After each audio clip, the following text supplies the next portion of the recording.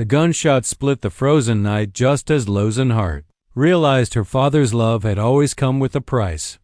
Ice choked the Snake Fork River, grinding softly against the wooden wharf behind the Hart trading post. The sound was low and restless, like the river was breathing through broken teeth. Lozen stood hidden behind stacked crates of pine resin, her wool cloak pulled tight, heart pounding so violently she feared it would betray her presence. She had followed her father out of instinct, not curiosity. Silas Hart never walked alone after dark unless something dangerous followed. Moonlight spilled across the river, pale and unforgiving. A man stood at the edge of the dock broad-shouldered, wrapped in a fur-lined coat, boots caked with frozen mud from the northern timber camps. His voice trembled. "You said this would end clean," the stranger hissed. "No blood." Silas Hart answered calmly, almost kindly. "I said no witnesses." The gun flashed. The sound cracked across the river and echoed off the distant pines.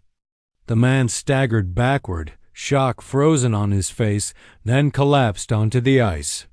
Blood spread fast, black against white, sliding toward the open water where the current churned beneath. Fractured sheets of ice. Lozen clamped a hand over her mouth. Bile rising in her throat, Silas moved quickly, efficiently. He dragged the body with a strength Lozen had never seen before, boots scraping against ice, breath steady. With one final shove, he sent the corpse into the river. The ice groaned and split, swallowing the man whole. The current closed over him like nothing had ever been there.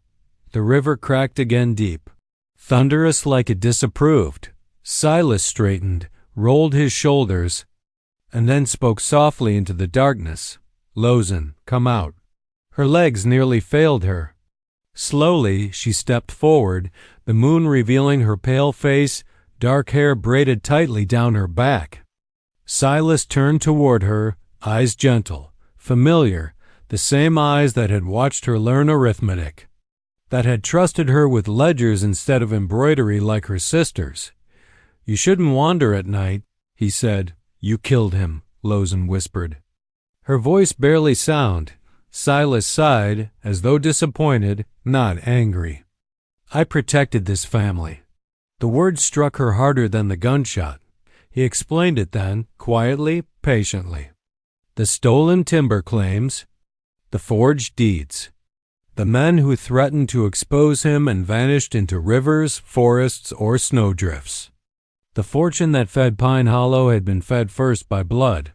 "You're the only one who understands numbers," Silas said, placing a hand on her shoulder.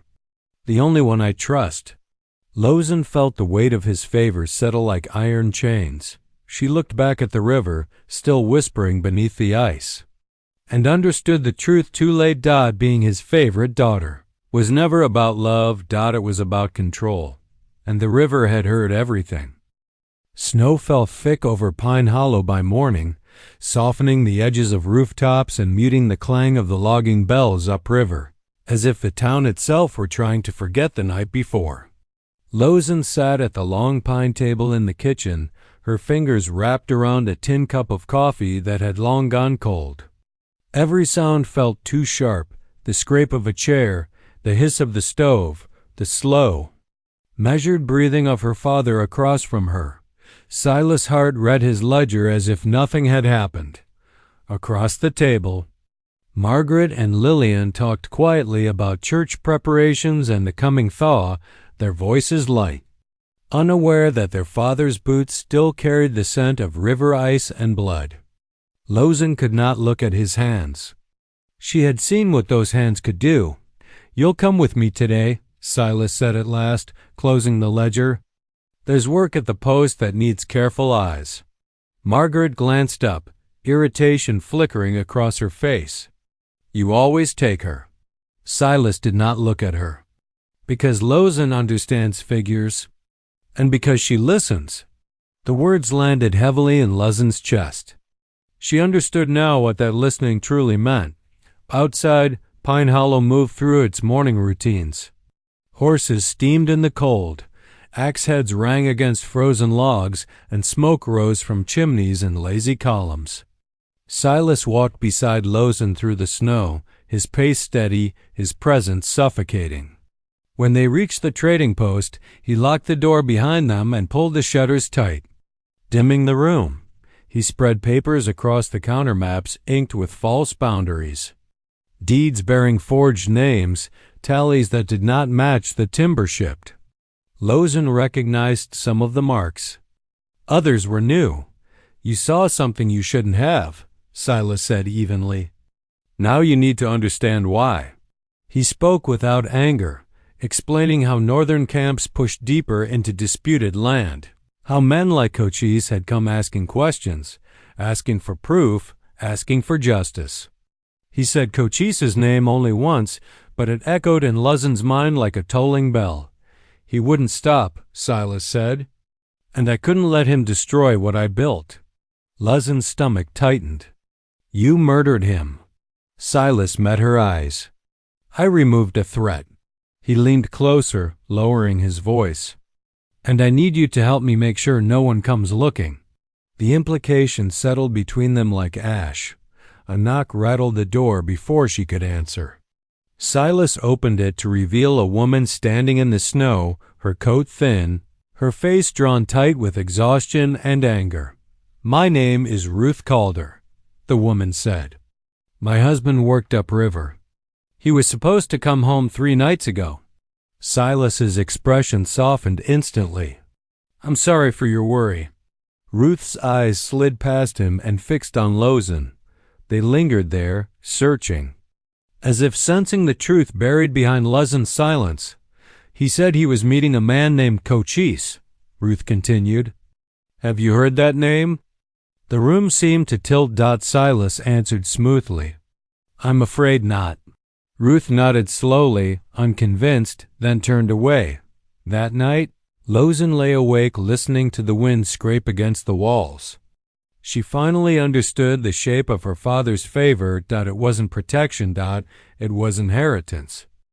The thaw came slowly, as if the land itself resisted revealing what had been buried. Ice loosened its grip on the Snake Fork River, and the current began to move with a low, constant murmur that followed Lozen everywhere she went. Even inside the Hart house, she heard it at night, whispering beneath the floorboards, repeating the name she could not forget, Cochise. Silas kept her close in the days that followed. He asked her to sit beside him at the trading post, to copy figures, to reconcile shipments, to correct dates that did not quite align. Each task felt harmless on its own, yet Lozen understood the purpose now. She was being trained not as a daughter, but as a shield. "You're doing well," Silas said one afternoon, watching her work. There was pride in his voice, the kind that once would have warmed her. Now it made her skin crawl. "You always had a steady hand."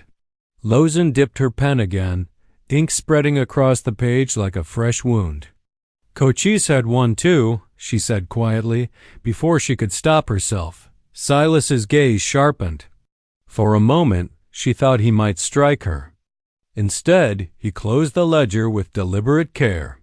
"Names are dangerous," he replied. "You do well to forget that one." But Pine Hollow did not forget. Men from the timber camps gathered near the river banks, speaking in low tones. Ruth Calder returned twice more, her face harder each time, her questions sharper. She stood longer at the counter now, watching Silas with open distrust. Lozen noticed how Ruth's eyes drifted again and again to the river, as if waiting for it to answer. At home, Margaret complained of the tension in town, of whispers that followed the Hart name like smoke. Lillian prayed louder longer, as though faith alone could scrub blood from the walls. Neither knew the truth, but both felt its weight. One evening, as Lozen carried account books down to the cellar, she noticed something new: boot prints drying near the river path. Not her father's. Someone had been there recently, watching, waiting, that night. Silas spoke plainly for the first time since the murder. "Men like Cochise come believing they can set things right," he said over supper. "They don't understand how fragile order is out here." Lozen looked up. "Or how cruel." Silas smiled faintly. "Cruelty is letting your family starve because you were too soft to act." The words settled into her bones. She realized then that Silas did not see himself as evil. He saw himself as necessary. Later, alone in her room, Lozen pressed her forehead to the cold window. The river gleamed faintly in the distance, swollen and restless. Somewhere beneath its surface lay Cochise. Carrying the truth with him, Lozen closed her eyes. Torn between fear and something stronger beginning to take shape, resolve. The river had been forced into silence. She would not be. The change in Margaret came first, quiet and unmistakable. She stopped humming as she worked, stopped speaking freely at the supper table. Her eyes lingered too long on their father's ledgers, on the locked drawer Silas carried everywhere. Lozen noticed because she was always watching, now watching for danger, watching for cracks. It happened one evening when Margaret followed Lozen into the storage room behind the trading post. The smell of sap and cold wood hung heavy in the air. Margaret closed the door behind them, her voice sharp and low. "You're hiding something," she said. "Both of you are." Lozen stiffened. "You shouldn't be back here." "Don't lie to me," Margaret pressed. "Father treats you like a partner. Like you're different." The words burned. Lozen tried to turn away, but Margaret grabbed her arm. "People are whispering, Lozen, about men disappearing. About the river." The room felt smaller. The truth pressed at Lozen's chest until she could hardly breathe. She thought of Cochise, of the way his name still echoed through the riverbanks, and something inside her broke. "He killed a man," Lozen said, the words falling heavy between them. "Cochise. Father shot him and let the river take him." Margaret stepped back as if struck. "You're lying. I wish I were." Margaret's face drained of color. "And you? You helped him?" "No," Lozen whispered. "But he wants me to." They stood in silence, the weight of it crushing. When Margaret finally spoke, her voice shook with fury. "He's a monster." Before Lozen could answer, the storage door creaked open. Lillian stood there, eyes wide, hand clutching the cross at her neck. She had heard enough. That night, the house was filled with prayers and tears. Lillian wept openly, begging God to intervene. Margaret paced, anger coiling tighter with every step. Lozen sat between them, hollowed out by the knowledge that she had dragged her sisters into danger. Silas said nothing at first. He listened, then he acted. The next morning, he announced that Margaret would soon be married to a widower from the southern ridge, a man with land but no kindness in his eyes. Margaret protested, her voice breaking, but Silas silenced her with a look. "This family needs stability," he said, "and obedience." Lozen understood the message clearly. She confronted him that night, her hands trembling but her voice steady. "You're punishing her because she knows." Silas's eyes hardened. "I'm protecting what remains." "You said you loved us," Lozen said. "All of us." Silas stepped closer. "I love what I've built, and I won't let it fall because of sentiment." For the first time, Lozen saw her father not as a force to fear, but as a man afraid of losing control. Later, as Lozen lay awake listening to the river's distant murmur, Margaret sat beside her bed and took her hand. "We won't let him decide our lives," Margaret whispered. Lozen squeezed her hand back, tears burning her eyes. For the first time since the night Cochise died, Lozen did not feel alone, and that frightened her father more than anything. The river gave up its secret the morning the ice finally broke free. Dark water churned past Pine Hollow, carrying with it a body-scarred, frozen, unmistakable Cochise, his name whispered in Lozen's mind as the current dragged him past the wharf. past the trading post where her father stood with practiced calm, as though the river had merely misplaced a log. Lozen spotted the corpse first. She had been crossing the footbridge to check on the North Timber claim, her boots crunching against melting snow when the current revealed him. The leather coat was torn, the fur lining soaked through, and a jagged wound on his shoulder marked the violent end he had suffered. Her stomach churned and her hands trembled. She didn't dare speak. The world felt too large, too cold, too empty of justice. Jonah Pike arrived shortly after, riding a roan horse through the thawing streets of Pine Hollow. He had been tracking the missing men upriver and had finally arrived in town, his long coat heavy with river mist. The townsfolk whispered about him, the stranger from the north who carried authority like a rifle across his back. He dismounted quietly near the riverbank, studying the body without a word. His sharp eyes flicked to Lozen as she approached, recognizing in her the same mixture of fear and determination he had seen in her father's victims. Lozen swallowed hard and handed him the papers she had hidden beneath the floorboards' maps, ledgers, names, dates, and evidence of her father's machinations. Jonah took them without a word, running his fingers over the ink, over the meticulous records. "You've been keeping this?" he asked softly, voice tight with understanding. "I had to," Lozen admitted. "He wanted me to cover it all up, but I can't anymore." Her gaze shifted to the river, dark and restless. Cochise. He didn't deserve this. And there might be others. Jonah nodded. "Then you did the right thing.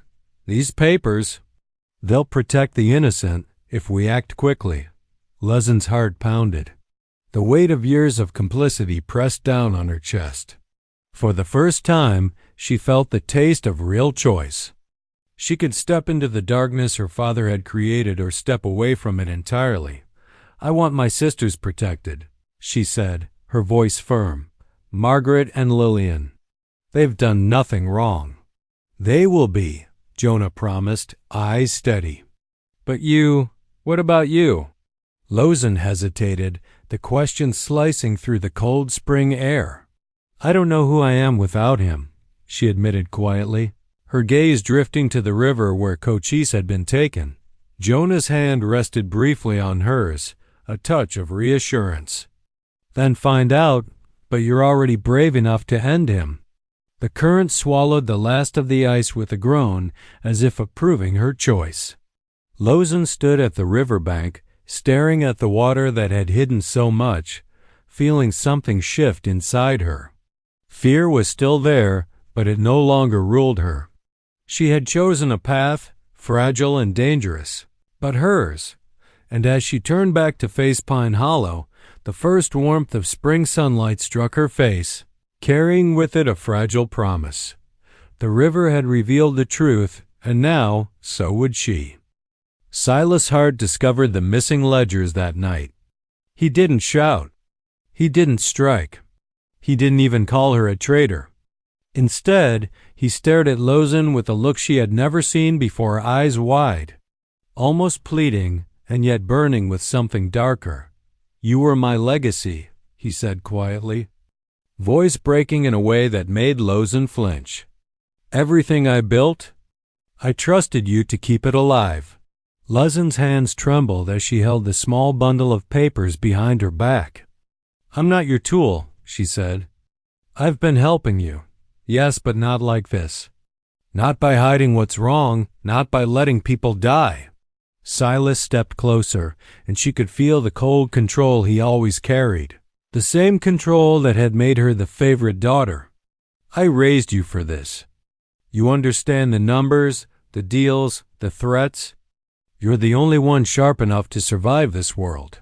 "I understand right from wrong, too," Lozen snapped, voice firm now, fear mingling with anger.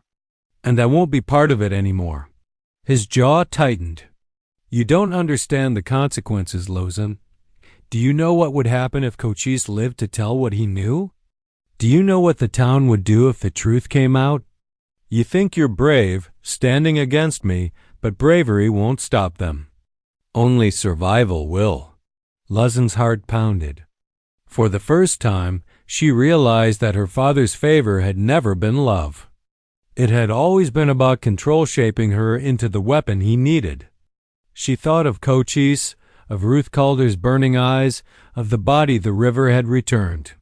And suddenly, the calm that Silas relied on seemed brittle, fragile, as if it could shatter under her gaze. "You're wrong," she whispered. "I'm not a weapon. I'm not your shield. And I won't help you hide murder anymore." Silas's hands shook slightly, a rare display of weakness or perhaps frustration he could not mask. "You will regret this," he said, voice low but firm. "You're the one I trusted most. You were my favorite, Lozen, and that's why it hurts more than anything." Lozen felt the weight of those words, not love but accusation. Being his favorite had meant responsibility, secrecy, and complicity. It had meant standing by while men like Cochise disappeared into the river. Silas turned abruptly, leaving the room without another word. The sound of his boots fading across the wooden floor echoed in Lozen's chest. For the first time, she felt the full gravity of what she had done, choosing truth over the only protection she had ever known. She sank to the floor, the ledger still clutched in her hands, and realized something terrifying and exhilarating at once. She had chosen her own path. The path away from her father's control, away from his tyranny. The path toward justice. Outside, the river murmured, restless and alive, carrying with it the memory of Cochise. And Lozen, trembling but resolute, knew that her next steps would decide not only her fate, but the fate of her sisters and the town her father had tried to dominate. The next morning, the air in Pine Hollow carried a sharp bite, the kind that made every breath feel like it cut through the lungs. Word of the river's gift, Cochise's body, had spread quietly, and whispers clung to the town like smoke. Lozen moved carefully through the streets, noticing how heads turned, how eyes lingered a second too long. People knew something had happened. They knew her father had hidden it. Margaret and Lillian found her near the riverbank, bundled against the chill, staring at the water as though it might speak to her again. Their faces were pale, eyes wide, but their expressions carried something new, courage. "We have to do something," Margaret said. "We can't let him control us like this." Lillian nodded silently, gripping the cross around her neck. Lozen swallowed the lump in her throat. "I've already started," she said. "The ledgers, the maps, everything is with Jonah Pike. He can take it to the right people." Margaret's gaze sharpened. "Then why are we standing here? We need to act now before he realizes what we've done." Lozen hesitated. Fear still pulsed through her veins, but it was joined now with something stronger, resolve. "We have to be careful. If he suspects us—" But they didn't get the chance to plan quietly. The trading post door banged open.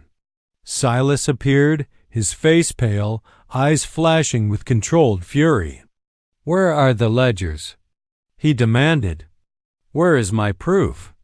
Lozen stepped forward, holding her chin high. "They're gone," she said. "You trusted me the most. That was your mistake." Silas's hands shook, and for a moment his composure cracked. He lunged toward her, but Margaret and Lillian flanked him, blocking his path. The three sisters stood together, their breath clouding in the cold morning air, their hearts beating in unison. Jonah Pike's voice cut through from the street.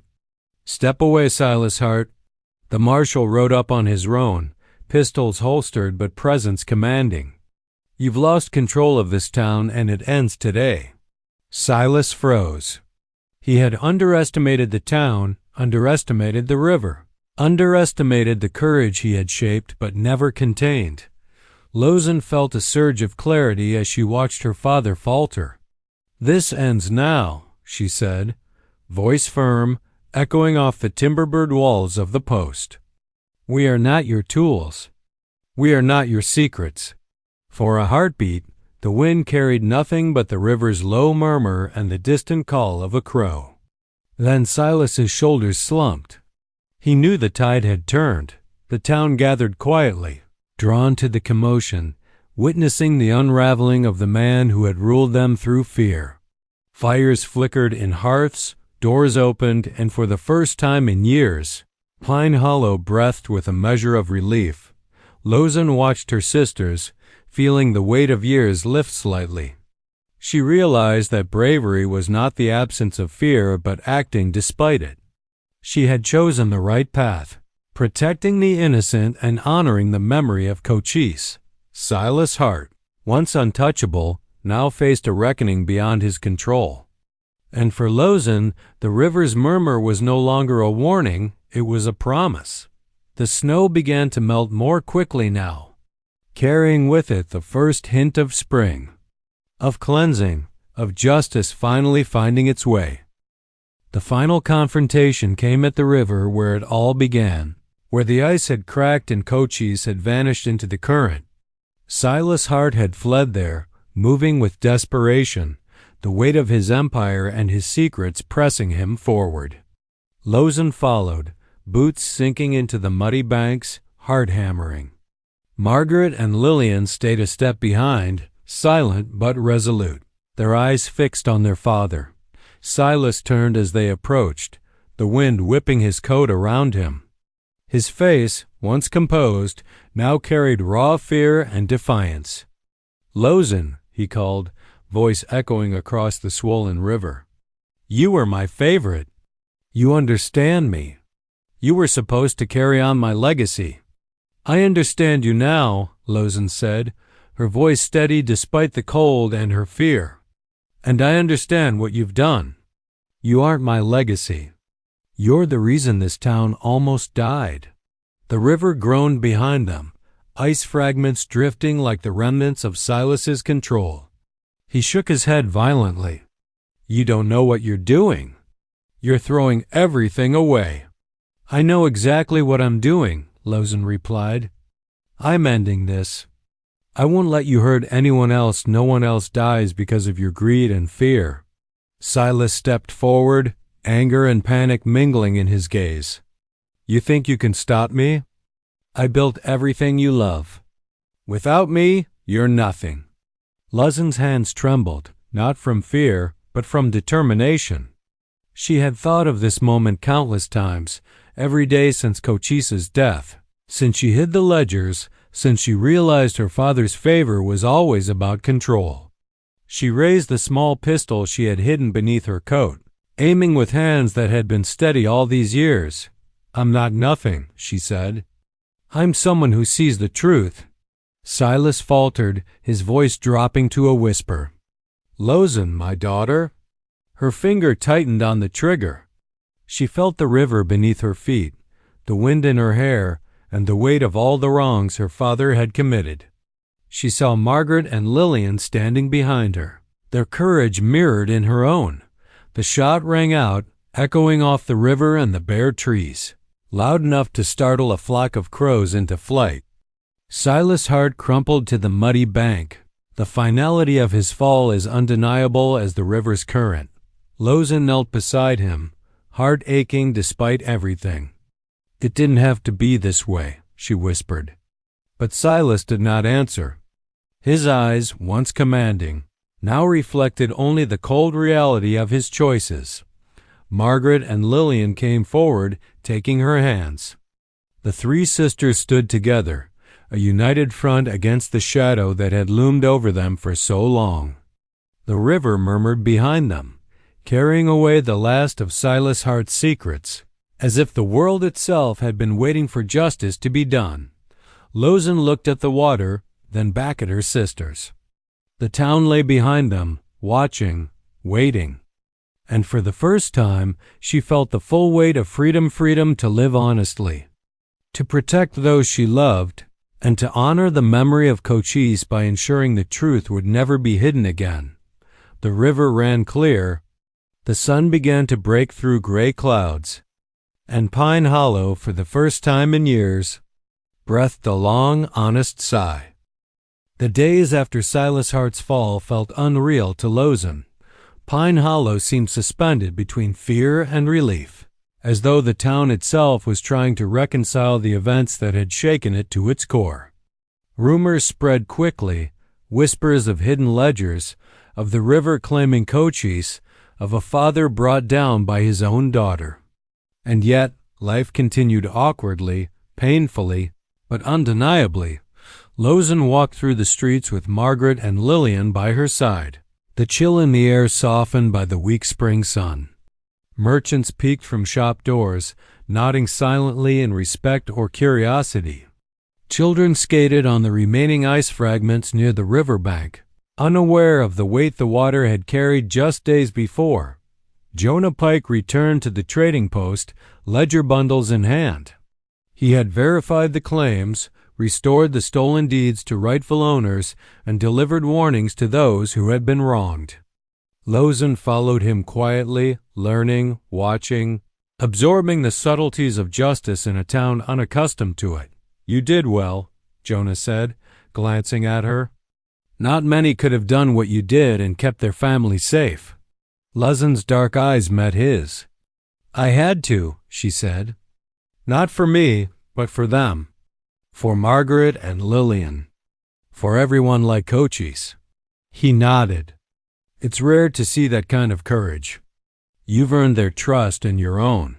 The sisters returned to the Hart home, now empty of the oppressive presence that had once dominated it. Rooms that had seemed small and confining felt larger, open, possibilities stretching with the sunlight through the frost-streaked windows. Lozen felt the weight lift slightly from her shoulders. The river had carried away more than bodies. It had carried away fear, secrets, and the final grasp of a father who had thought himself invincible. Evenings were quieter now. The hearth fire burned steadily, the air filled with the faint smell of pine and the soft chatter of the sisters recounting small daily victories. Margaret laughed freely again, a sound that reminded Lozen of better days before fear had ruled their lives. Lillian prayed quietly, but her hands no longer shook with worry. They moved with purpose. Lozen stood at the window one afternoon, gazing at the river. The water flowed clear and strong, reflecting the sky without the burden of hidden bodies or lies. She thought of Cochise, of Ruth Calder, of the innocent lives that had been almost lost. She whispered his name softly, a promise carried on the wind, that his story, though ended too soon, had not been in vain. The town began to rebuild, cautiously but with a sense of justice restored. Lozen and her sisters worked alongside their neighbors, repairing fences, delivering timber, and ensuring the trading post reopened under honest management. Each act felt like a quiet rebellion against the shadow their father had cast out at night. Lozen slept lightly, listening to the river's murmur. But the sound no longer brought fear. It carried clarity and hope, a rhythm she had learned to trust. She knew there would always be challenges, dangers lurking in the edges of the frontier, but for the first time, she felt prepared to face them. Cochise's memory remained, not as a haunting, but as a guide.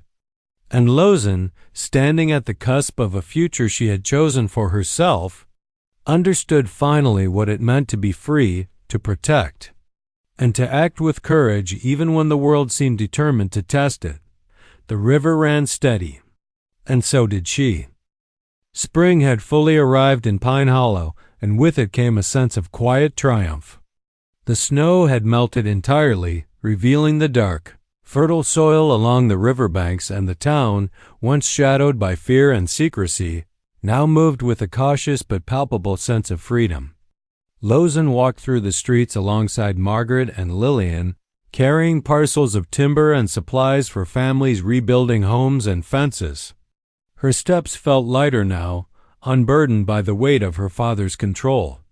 The river, once a silent witness to death and deception, now ran clear and steady, its gentle roar a constant reminder that justice could endure.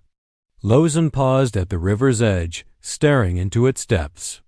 Memories of Cochise, of his courage, of the river swallowing his body, lingered in her mind.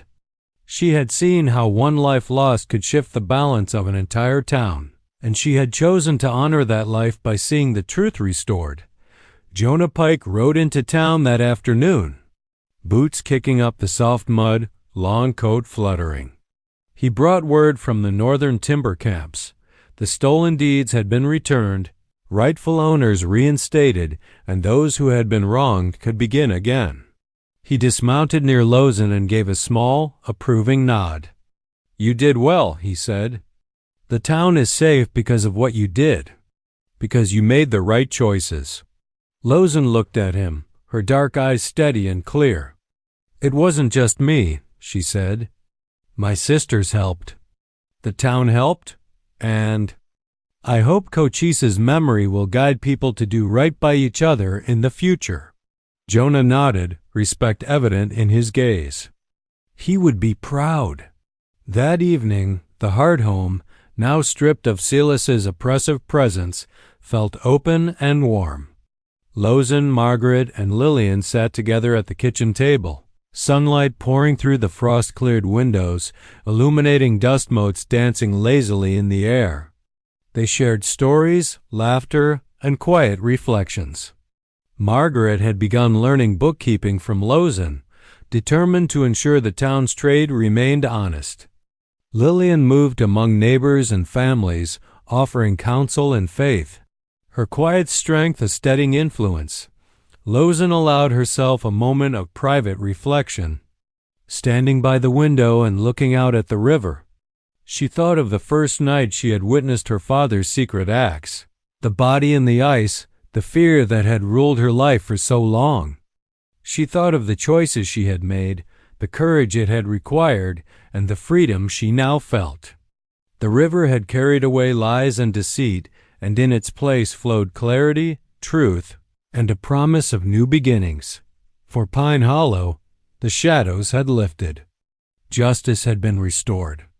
And for Lozen and her sisters, life stretched ahead with the full, untamed potential of the frontier itself, full of challenges, yes, but now chosen by their own hands. Lozen closed her eyes briefly, letting the sound of the flowing river wash over her. Cochise's sacrifice, her father's fall, and the courage of her sisters had all converged to shape a future free from tyranny. She opened her eyes, turned to Margaret and Lillian, and smiled. The river ran steady. The town flourished, and Lozen, finally unshackled from the shadows of her father's control, stepped forward into a life she had earned, one of justice, hope, and enduring freedom. Pine Hollow would never forget the river, the Hart sisters, or the courage of a young woman who chose truth over fear.